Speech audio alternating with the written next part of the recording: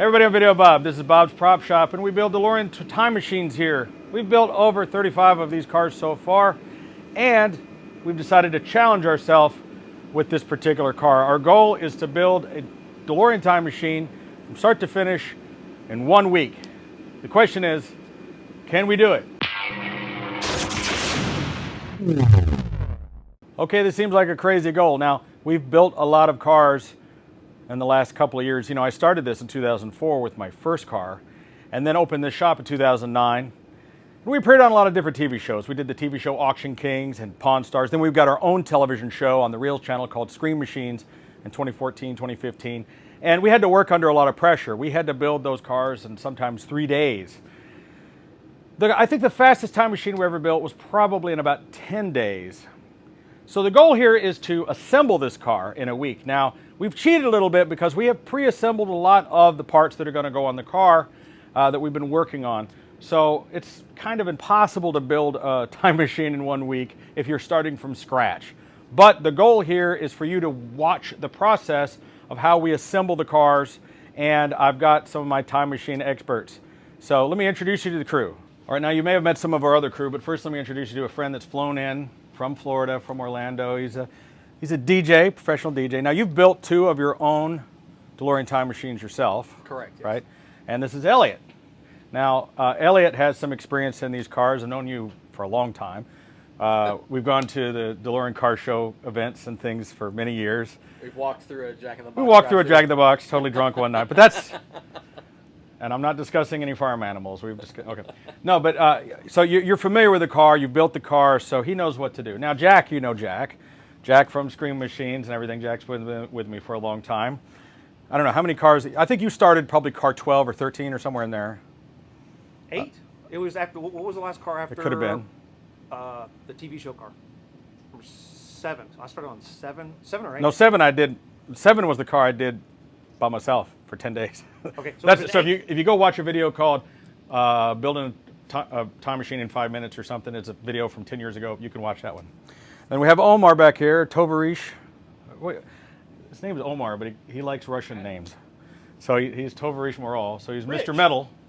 Mr. Metal back here. He's been here for many years. And he's most notably known for building fiberglass stuff like our proton packs. We've probably done, what 500 proton packs? Yeah, around that. At least, yeah.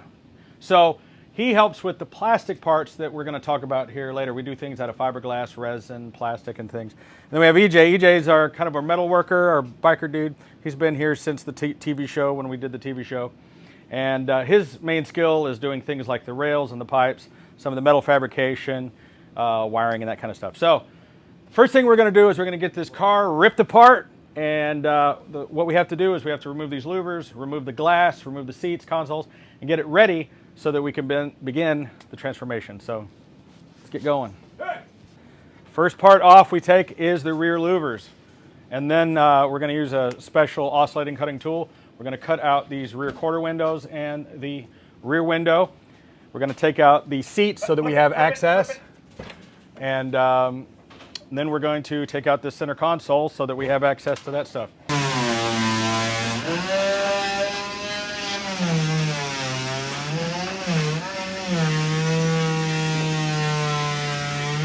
This oscillating cutter will cut this 40-year-old rubber seal out pretty easily. So the fact that it's really cold probably helps.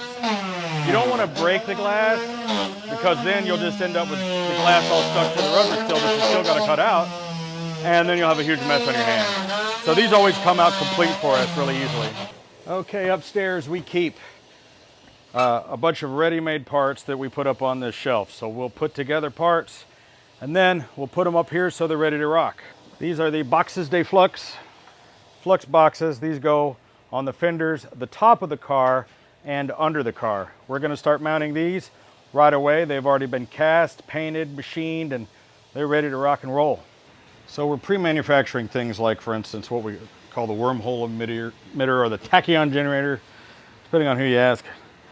So this has already been pre-cast, machined, painted, everything. It's just ready to mount. Omar does his little wash on it, puts the texturing on it. These are the rear boxes. mount up under the bottom. So by getting the things pre-made, like I said, we're kind of cheating. This is really an assembly. If we, there was probably another week or two of parts building to get all the stuff ready, maybe a couple of weeks.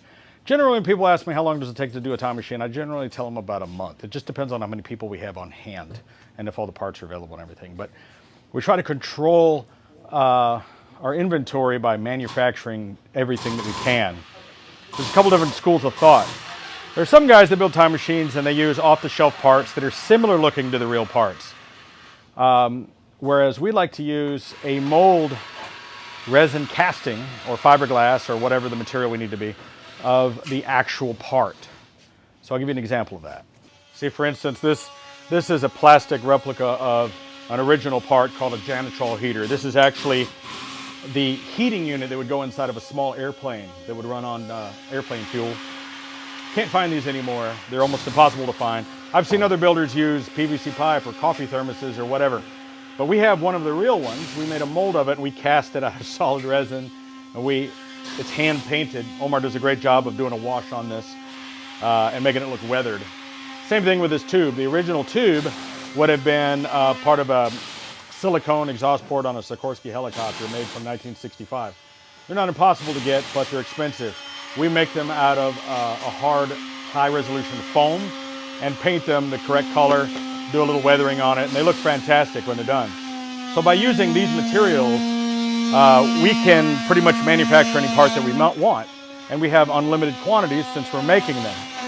And these cars aren't going to be left outside usually. They're usually kept in a climate-controlled garage, so these parts will last forever. We have cars that are 10 years old that have these parts on them, and they're perfectly fine.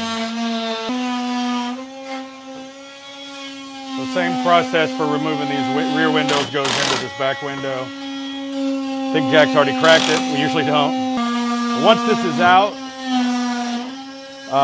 we can start on the rear shelf. Now on the original screen used car, there was no back window at all. It was just open. But we put in a shelf made of aluminum to waterproof the car. So what do you got there? It's a rubber stamp. So this rubber stamp replicates the stamp that was the military spec on the original push rods that these things were. So these are replicas. Our buddy Danny Bakken makes these for us, and they're powder coated, solid aluminum, and they're well made. They're not going to fall off the car, but they don't have the little mil spec stamp. And yeah, so, Danny, get on that. Get on it, Danny. Gosh darn it. So you've got like the legit one. I do have a legit one. There we go. Cool. And now it's stamped. That'll dry a little better. The official stamp. So, all right, so we get these mounted first. It's one of the first things you have to do is get the flux boxes mounted. Because once you got those mounted, then you can start mounting the brackets and start working on the rails. The rails are one of the hardest things, or takes the longest to do on the whole car. Typically takes 3 to 5 days, generally. Did you say generally? Yeah.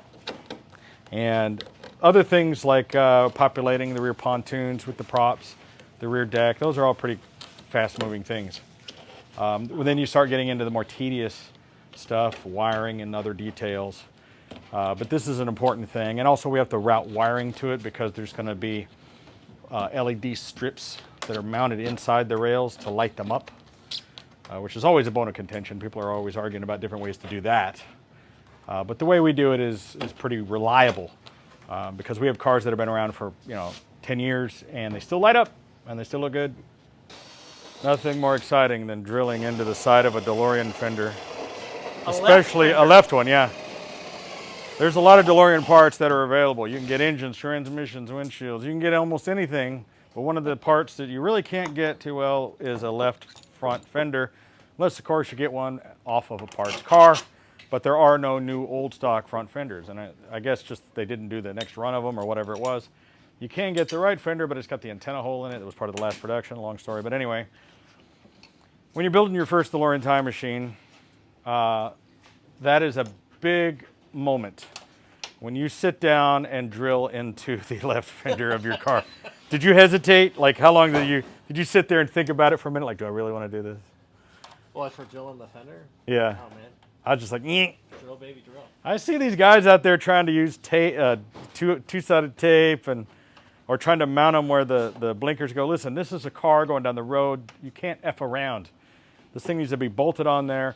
We use stainless steel bolts with fender washers, and they're not coming off. They're, you know, try to have everything have what I call the shake test. You should be able to grab that part and shake the car with it, and it shouldn't come off in your hand. I mean, there's a few exceptions, but for the most part, that's what people are going to do.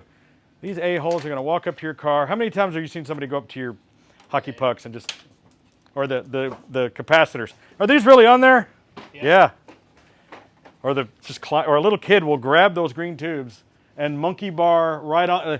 Hey, look at me.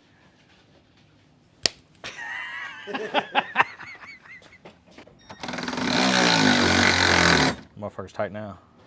Yep. All right, so if you want that other nut back just for fun, it's right here. Oh, I see. It's right there. There you go. Yep, got it. Cool. One down. Sweet. Most of the wiring that we see on the car is prop wire, but some of it is legit actually doing stuff wire. I don't know if I can fish this through here, or does it need to go the other way? I don't think that's going to go through there. Let me see. No. Are you running it through here? Through this one? I think we're going to do that side since the box is off. Or are you going to do it on that side? Yeah. Just because the box is off right now. Okay.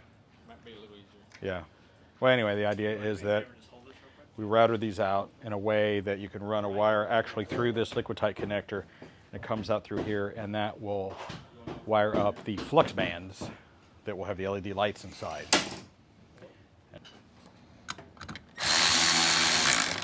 I wish Milwaukee would give me a sponsorship, but I already bought all their cool shit. All that's left is just to give me money. But like life without this thing, this is the greatest thing ever. Electric wrench. Yeah, it's... Girl, why you ratchet? I'm gonna mount the time circuits to the center console. And they just literally get screwed into place.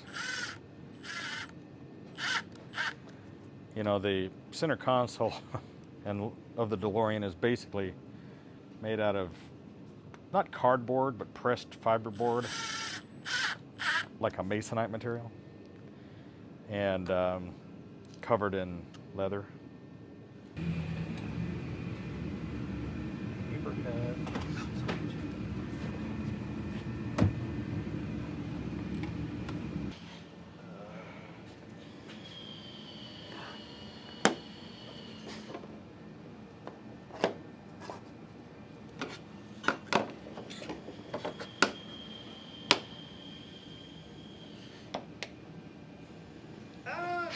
We've always called these the hockey pucks because kind of looks about the size and shape of a hockey puck. I don't know if we ever really figured out what these things are, but they go in the car. Oh, the drill gun?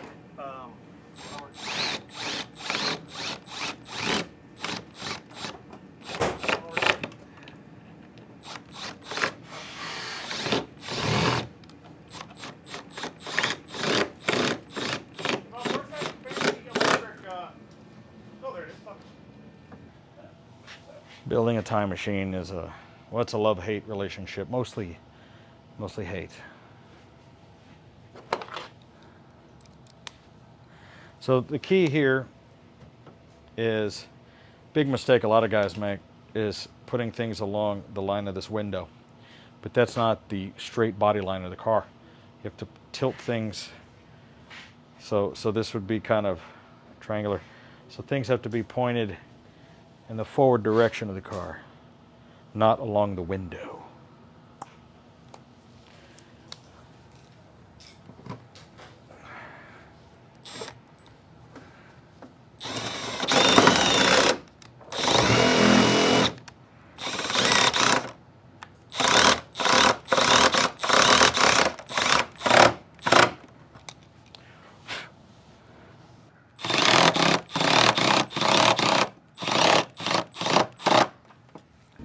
So we're in the middle of a crazy winter storm.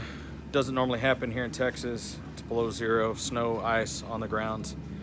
Power's off at a lot of places, so that's causing some issues. But we plan to get it knocked out. A lot for the first day, and see you tomorrow. Here it comes. The red ones are centered on it, right? But hey, the green one is centered on the center of the center.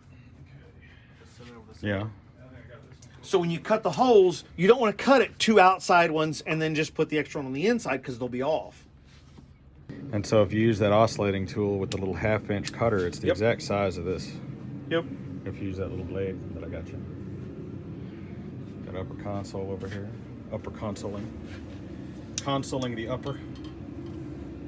These are cast resin of the real part, and it looks just legit. It's amazing. So it's not a consolation prize? It is, no. Leave the jokes But I'm bumped. to a comedian. Got the DeLorean in full hover mode. Just hover it. It's Goldie Wilson hover conversion. We'll take a look underneath this car.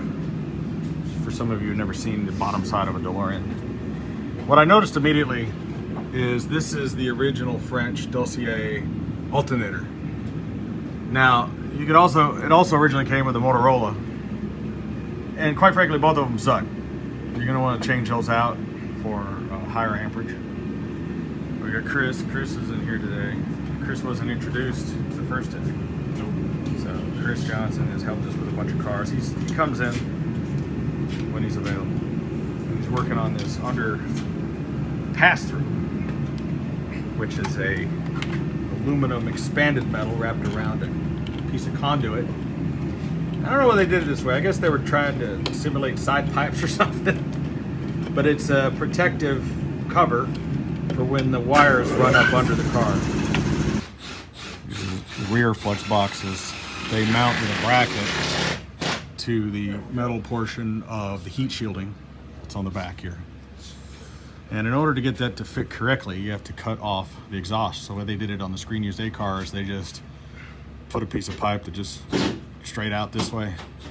Now sometimes we'll curve around like this and go out, or we'll have it just go straight this way and blow this way, but it has a tendency to heat up this piece of plastic here. Sometimes we'll turn it and have it blow back and then down. Just depends on the car and what we're doing. So if you ever see, you know, if there's tailpipes coming out of here, they did it wrong. You have to reroute the exhaust system in order for it to fit correctly.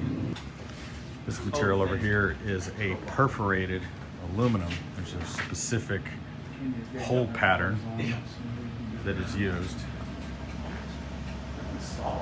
And it's a very expensive material because they're taking a 4x10 sheet of aluminum and perforating it perfectly with these holes. I want to say it's about $600 a sheet. I have to check current pricing, but it's very expensive. And not only that, you have to follow the whole pattern because it's not just random. The whole patterns line up. It's like when you're matching wallpaper. And so the trick is drawing out, and also not wasting the material, but drawing out the pieces so that the pattern flows together. Dr. Omar over here making his precision scalpel cuts. We keep hundreds and hundreds of different kinds of terminals that we have to use when we're doing all this stuff. I mean, and a lot of them, they only serve the purpose for being the color and gauge and type of head that we need, because sometimes a prop has a fork, or it has a ring, or it has a blade, or whatever it needs. And so, you know, we'll buy the thousands in order to build these cars. Wire is an important part of building the car. You have wire that you use for actually hooking things up, like this hookup wire. And then you have wire that's used simply for props, for the way it looks. The crazy thing is, I get a lot of this wire is vintage wire. I mean, it's really old. and you can only get it from the place where they built the original DeLorean Time Machine. So there's a surplus yard in Los Angeles. I think everybody knows about Apex. And I get surplus wire from them. Some of it is very, very old. Some of it is the kind of stuff that's been banned because of the fact that it's aluminum, or this is a high temperature PVC dated 1985. July 31st, 1985. So this is vintage wire that I bought from Apex for the purpose of doing this stuff, just like this roll here. I've always found this interesting. Let's see, what's the date on this here? I can't see. I don't think I see a date on it. Looks like 88. So anyway, that's how we like to do things, using the vintage parts whenever possible. There's a lot of parts on the car, like these are deep drawn enclosures made by Halliburton. They use the same method to make their vintage briefcases and suitcases, if you've ever seen them. It's stamped out of a single piece of aluminum. This is another part used on the car. These are Rowan contactors. They're like a 3-pole contactor used for maybe an air conditioner or something. Most of these are stamped, like this one's from 1965, and that's what we actually use on the car. There are things that you can replicate and other things that you just kind of have to use the real thing. We use these switches for battery cutoff switches. We order those new. These are some labels that we make for the flux capacitor. These are part of a heat sink that I have to have these custom extruded. I spent a great amount of time and money having this die made, and they squeeze these out in 20-foot lengths and then cut them into 5-inch pieces for me. And then they're anodized to be kind of a goldish color. That all has to be done. So it comes out like this. There's a finished one right there. That's sort of some of the stuff we have to do. There's a lot of different heat sinks. A lot of these are wrong parts that we bought and just put on the shelf. And you have these different capacitors that are painted different colors. These little muffler things that are used. That's a wrong one, but you know, sometimes we'll buy things just for the purpose of learning more about them. We talked about this downstairs. This is one of the actual original, we call it the Grimes light. But this was an emergency battery operated light that went into like a jet. And so if you're in an emergency, you would pull this thing down and then it would be a battery operated flashlight. Probably out of a 60s jet or airplane or something. Used to be able to get these for $5 or $10 a piece from surplus, but they're all gone now. And so now they're like, well, they're impossible to get, so we have to make them. So we make them. That's what we do now. We keep a few around for reference. These are some parts that we manufacture. These are laser cut and then bent and drilled. This is part of a relay bank that fits on the back wall near the flux capacitor. I'll show you. Not sure if you can see that right there, but above the Torum blower, that's how they look when they're finished. Here's a bucket of random hoses. This is actually used for air ducting in airplanes. It's a fiberglass type of hose, and it's used throughout the car. These you've seen at your average auto parts store. It's just a, they call it a carburetor heater hose, but you know, it comes up off the manifold and puts a little heat on the carburetor and the air coming in.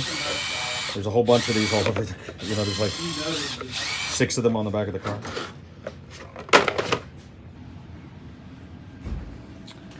These are some of the patterns cut out, or just traced rather, that will be cut out for some of the flux bands. Flux bands are coming together up front.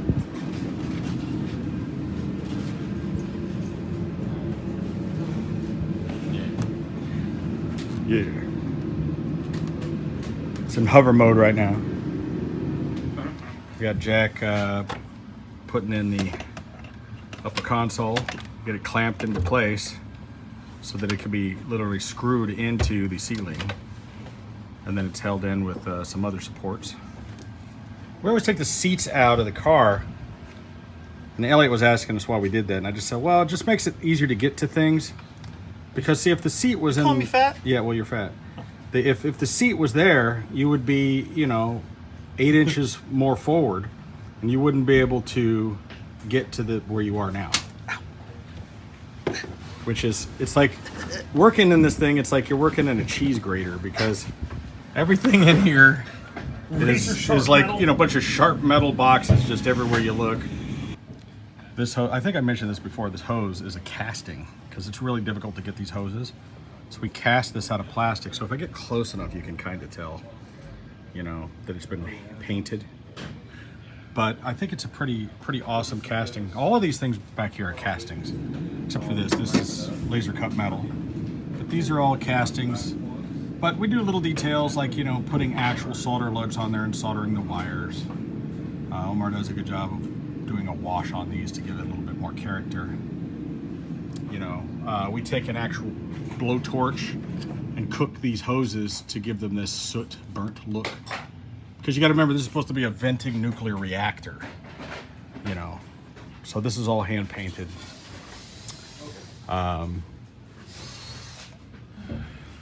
These would, I showed you upstairs, the Halliburton Zero boxes, but we recreate them out of fiberglass because the metal ones, you just can't get them very easily. These are those Atom air mufflers we talked about. These capacitors. We have these hoses custom made. They're pretty expensive stuff to have a hose like that manufactured, because you can see the kind of welding that has to happen. Now, welders would look at this and scoff and say, well, this is terrible. But this is exactly the weld pattern that was on the real car. This is how they did it, the splatter and all. We leave it like that on purpose. We want it to be that way, So this is just replicated. These are the rubber brackets that we manufacture that hold the bands on. You have this super thick wire that we have to use. We go through miles and miles of wire, thousands of dollars worth of wire. Wire is very expensive. We try to find wire that's alternate. Now this might be a little bit out of order, because this is something that would have been made long before we did the car. If you go back and look at some of my videos posted previously, you'll see I did a video about making some of these parts. But I thought I would put it into this video for those who hadn't been watching the Build the Delorean Time Machine series. And so basically we make a lot of the parts that we need for the car out of cast resin based on molds that came from either original parts or things that we sculpted.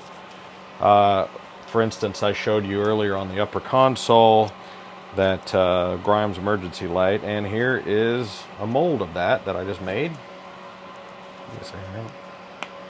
There we go. Oh, that came out so perfect. Now, the reason it's silver, the plastic is actually white. It's silver because to not only give it some color and texture, but also to help demold, I use an aluminum talc. This is literally like baby powder made of a real aluminum into a fine talc, into a fine powder. It's very fine. It's pretty expensive, but it's worth it because this part comes out absolutely perfect, and it's silver. Now, the original part was cast in sort of a beige plastic, but what makes it cool is see how easy it came out. Look how good the mold looks, right?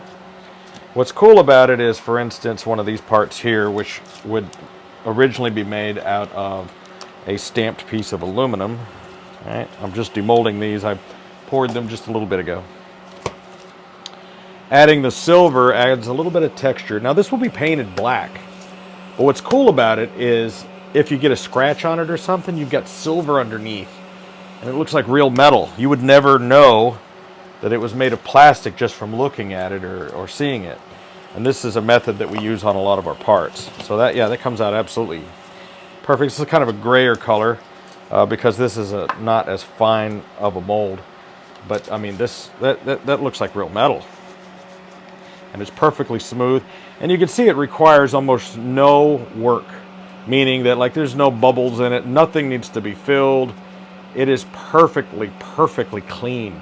So once this is painted and done, I mean, it will require very little work to get it put together. We've talked about these, the flux boxes. I'm real proud of these. These are direct molds from the A car, the screen used car that you see at the Peterson Museum. Well, these are castings directly from that car. Look at that. Look how that came out. Oh my God. So with that silver powder on there, even though they're painted sort of a bluish gray color, if you get a scratch or if you want to do a little weathering, which we like to do, we like to put a little weathering on it, it makes it appear to be real metal. And these are very, very strong. This material is very hard and rigid, and yet has just a slight amount of flexibility to it. There's an old video that I did years ago. I don't want to do it to this because I just don't want to mar the finish, but just to prove how strong they were, I took one of these and I threw it up in the air in the parking lot like 20 feet, and it didn't break. So they're pretty strong. And we have to drill these out pretty deep, all the way back to here. We drill this back. We have to finish this little area. So it doesn't require too much work, but once it's mounted to the car, it comes out looking fantastic. I mean, I'm not going to say they're indestructible, but they're pretty tough. And if you do your molding correctly, the way I did, not only will your mold last a long time, and you get a lot of pulls out of it, like I have with this one, but I mean, that part is just perfect. It requires no work. So using the aluminum powder is one of my secret weapons that I've done for a long time. And what we do is we always make 2 of those, and then we make 1 rear, because if you do that twice, you got the correct amount. So this is kind of a look of the work that we have to do. This rear mold is a bit older, and it usually requires a little bit more work, but that came out pretty gosh darn good. Now, of course, this is a part that's normally you see the back of it. We have to finish the back of this. It's going to get painted anyway. Oh, but gosh, that came out just so clean. So the powder has multiple jobs. Not only does it make it look cool, but what you're doing is you're creating yet another barrier between the resin and the mold. And this powder helps it release so much better. All right, that's about right. I need to pour this fast because I've been dilly-dallying. It's an exothermic reaction. This material will mix together quickly, and then it will become a giant smoldering brick really quickly. Now, this is what you want to do. So one of the things I was taught was to double pour your mix into another bucket. Just because, there's going to be little bits on the sides that don't get mixed. All right, we're going to go ahead and pour this. Just as simple as that, you just pour it into the cavity.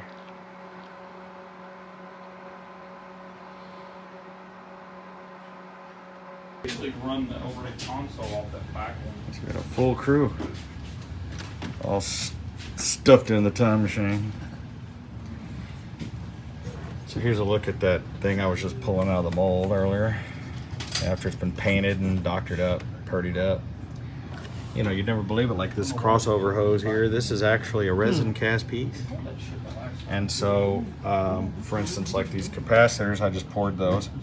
There's a multi-paint layer system where they're done in silver, and then we use a translucent blue to give that anodized look, and then this, of course, this is painted black. But that's a solid cast piece of resin, and it looks like a real capacitor. Just like these red ones over here, we do the same thing. We cast these, and they're done in a silver color and then a translucent red, and it gives them that anodized look. These are the parts I was just pouring a few seconds ago. This hose, I think I talked about this earlier. This hose is actually a resin cast hose. All of these pieces back here are made out of resin, and Because you want it to. it's cool. It's got. There's not really a problem with casting in the resin. It's UV protected. It's we've had this stuff last for years. I mean, there's cards of mine that are out there, been out there for 10 years, and all the resin's still good. Tell you what, It's like surgery in here. Quite a bit of stuff has to be. Now, before you get everything fully zip tied, make sure everything's run, because Yeah, you have to unzip tie it and re-zip tie it again. somebody's already zip tied everything. Yeah, then you have to unzip tie it. We know what that's like. Oh, You got a fuse box back here. We're gonna put a battery in this situation here, and then get all these things done. Still getting this ready. It's decorated. just need to make sure. There's a lot has to be done. Yeah, everything goes through there. It's, yeah, like I would go under this with this one, and that way it's under all these control wires for all the props. What kind of stuff have you wired up in the past, Chris? Wow, 747s, 737s, 777s. Actually, they used PC boards and service manual devices. But, and then a whole lot of time machines. Well, beside time machines, Um, casinos. Yeah, well, actually, I engineered the electrical switch gear for those, so I didn't really do the wiring. I just engineered all the switch gear and the like the breaker panels and Oh yeah. main switches and things like that. But yeah, casinos, hospitals, malls. This is pretty easy then. Yeah, It's just tedious. yeah, it's just yeah, you're right. It's like It's just- like little wires, little screws. and then you have to, if you put one thing on wrong, you have to take it off and then redo something, because if you get down to the end and something's not ran right, It's ridiculous. you can't just cheat it. It's monotonous. It's monotonous. So you see we have these archives. This is a photo of the screen used. A restored box that's in the A car at the Peterson Museum, picture that I took. And we'll look at this and we'll say, oh, this has a red terminal with a black wire. We'll count all of these wires.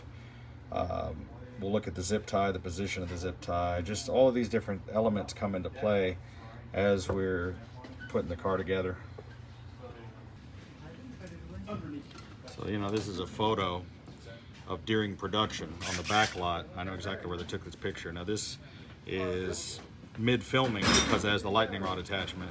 It was never on display with the lightning rod attachment.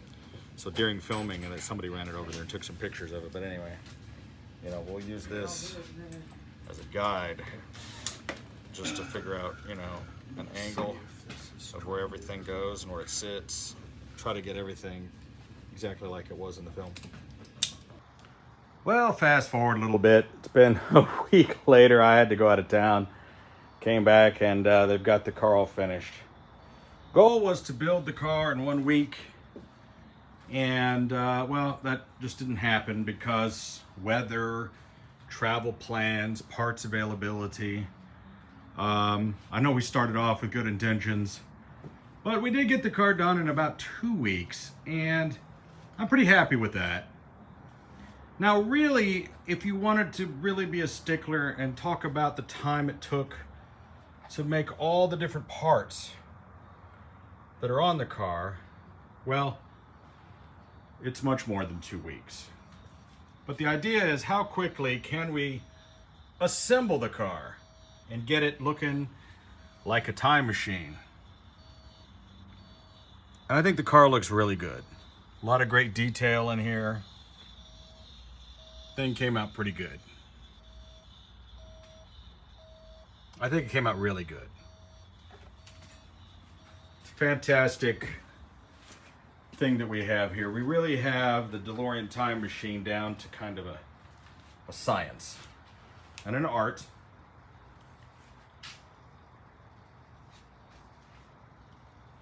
We've done a lot of these cars. We've been doing them for a long time, and this is pretty much all we do now. It's our full-time job. We've stopped taking orders for any other cars. I don't do Night Rider cars or A-Team vans or really anything anymore. We're doing only the Time Machine.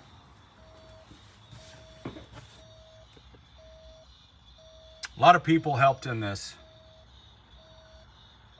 And you know who you are. I can name some of them. All of my crew, EJ, Omar, Cole, even James. Most importantly, our friend Elliot, who came in to help. And he'll be coming back to help us with some other projects.